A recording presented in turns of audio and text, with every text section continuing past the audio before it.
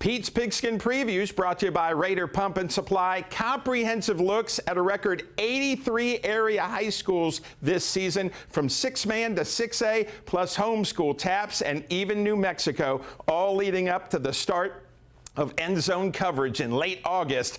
Time to preview another school. First, remind us how Lamesa finished up last year. We went 4-6, but we got hot at the end of the season. We played our best 5 games at the end, and we won the district championship, went 3-0 in district, ended up being the district champion, and got beat by a walk-off field goal in the playoffs to River Road. So, very proud of how those kids finished off that season. We had some great leadership in those seniors that kind of helped everything together, and luckily we did what we needed to do and played our best football at the end of the year.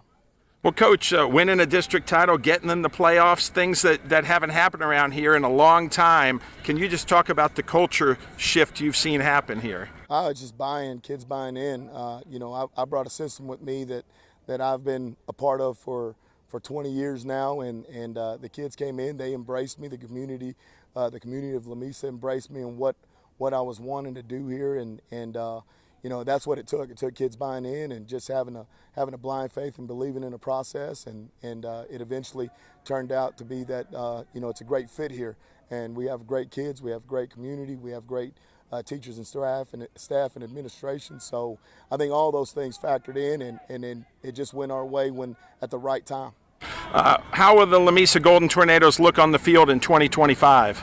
We got a lot of kids back offensively, so we've got a lot of our receiver core back. We got the quarterbacks returning. We got 3 offensive linemen that had invaluable playing time during the 24 season. So we've got a pretty good amount back on offense. We've got 7 returning starters.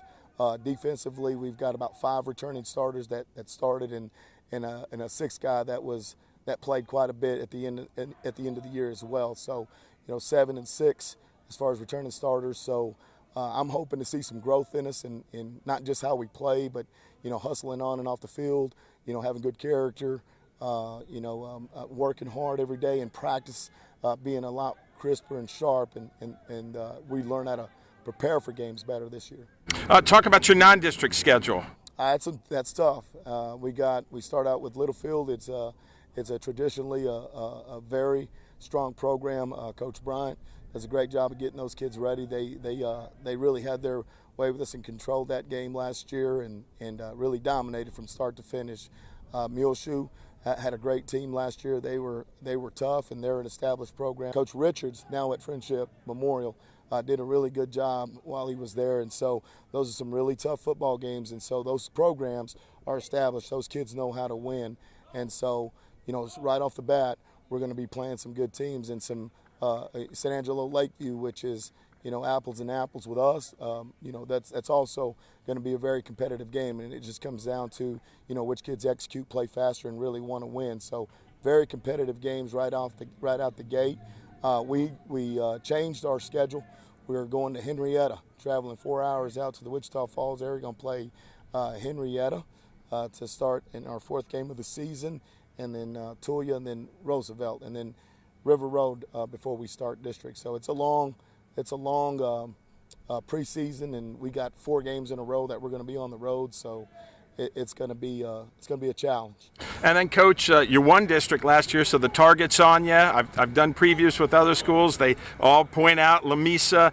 Your thoughts on the district? Well, same as last year. Every game is for a district championship. You got to play every game like it is the district championship. That's no different than last year. And I don't think that we need to approach it any different with a target on our back or not. Every game we play we need to play like a district championship, about how well we execute. So, I think we approach that the same. Play every game like everything's on the line, and do the best we can. And if we do things the right way, and we continue to grow as a team, we like our chances, or we want to be right in that mix. We're pretty confident we'll be right in the mix. And then, Coach, just talk about this community now that you've been here, and how they love all the athletics here. A great community. They're very passionate about athletics. They care about everything that their kids are doing. They support them very passionately, and very supportive of their coaches and the people that are in charge. And so I really have had a great embrace from the community, and it makes my job very enjoyable. I love being here.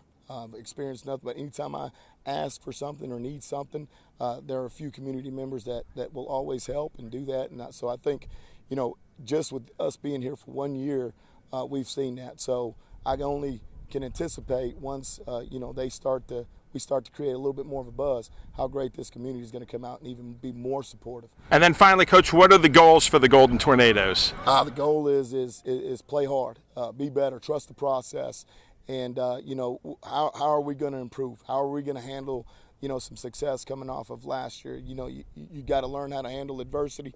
I think we were able to do that last year, but now that you're the district championship and like you said, people are expecting you to be well and with the success that you had, how are we going to handle that? Are we going to still be able to be the same kids that we are every single day when we come to work and not let that kind of stuff, factor in on how we play?